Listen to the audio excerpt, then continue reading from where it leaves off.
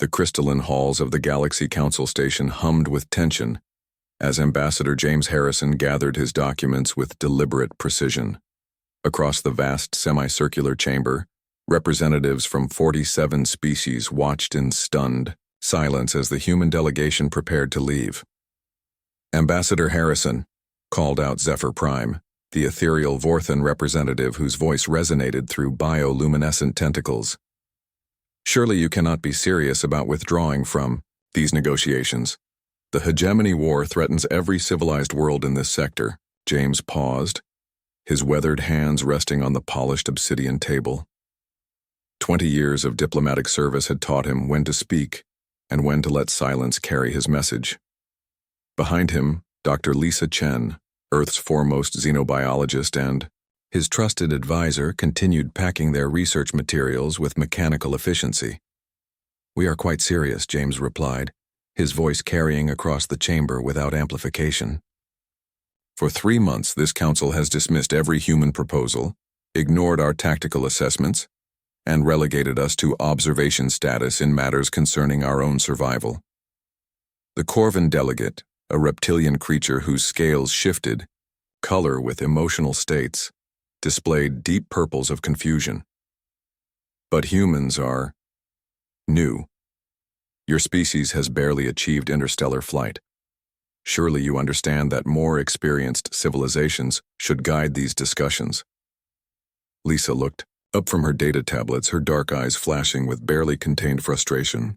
She had spent weeks preparing detailed analyses of hegemony fleet movements, biological warfare countermeasures, and strategic recommendations that had been systematically ignored. "Experience," she said, her voice sharp as a surgical blade, "is not measured solely in years among the stars. It's measured in adaptation, innovation, and the will to survive against impossible odds." The chamber erupted in what passed for murmurs among various species, chittering from the arachnids, harmonic tones from the melodians, and subsonic rumbles from the massive titans. James raised his hand for silence. "When we first contacted your council 18 months ago, we came seeking alliance against a common threat. The hegemony had already consumed 3 of our outer colonies. We offered our knowledge of asymmetric warfare, our experience in fighting against superior forces, and our willingness to sacrifice for the greater good." His voice hardened. "Instead, you offered us protection in exchange for our resources and compliance." Councillor Vexhai of the ancient Prothean collective leaned forward, her multiple arms gesturing dismissively. "Your species is barely 3 centuries out of your pre-industrial phase. What could you possibly offer that civilizations millennia older have not already mastered?" James smiled, a cold expression that made several nearby delegates shift uncomfortably. "Lisa, show them the Prometheus files." Dr. Chen activated a holographic display that filled the center of the chamber. 3-dimensional tactical maps appeared, showing fleet movements, supply lines, and projected battle outcomes.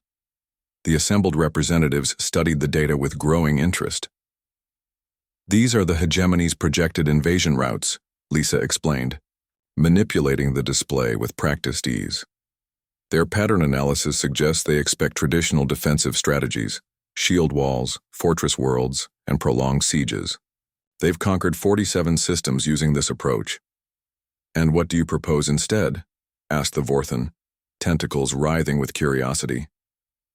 "We don't," James replied. "You made it clear our input wasn't valued. These projections were prepared 3 months ago. Had you listened, we might have prevented what's about to happen." As if summoned by his words, emergency klaxons began wailing throughout the station. The massive view screens around the chamber flickered to life, showing real-time feeds from the Kepler 442 system, the Council's most heavily defended border world. The assembled delegates watched in horror as hegemony dreadnoughts emerged from hyperspace, not in the expected formation assault, but scattered throughout the system. They bypassed the fortress world entirely, striking supply depots, communication, relays, and civilian evacuation ships with surgical precision. "Impossible," breathed Councillor Vexhai. "How did they penetrate our sensor networks?" Lisa's fingers flew across her tablet, pulling up archived footage from human history. This is the Battle of Britain, fought on our homeworld over 2 centuries ago. When faced with superior numbers and technology, humans learned to target the enemy's infrastructure rather than engage their strengths directly. She switched to another historical battle, the Tet Offensive in Vietnam. Sometimes victory comes from changing the rules of engagement. The chamber fell silent as the hegemony forces systematically dismantled the Kepler defense grid with minimal casualties to themselves. It was exactly as the human projections had predicted. "They're using our own tactics against us," James observed. But they learned them too late, and from the wrong teachers. Admiral Crix of the Stellar Defense Force, his blue-skinned features pale with shock, turned to the human delegation. "What are you saying?" "I'm saying," James replied, standing and straightening his jacket, "that while you spent 3 months debating our credentials, we spent 3 months teaching the galaxy's most adaptable species new ways to win wars." The revelation hit the chamber like a physical blow. The humans hadn't just been observing the peace talks, they had been conducting their own negotiations. Lisa closed her final data case and joined James at the chamber's exit. "The hegemony contacted us 6 weeks ago. They were intrigued by our tactical proposals, especially after intercepting your council's dismissive responses to our overtures. You allied with our enemies?" Zephyr Prime's voice cracked with disbelief. "We allied with the side that recognized our worth," James corrected. "The hegemony may be conquerors, but they understand the value of innovation. They offered us full partnership, not protected status."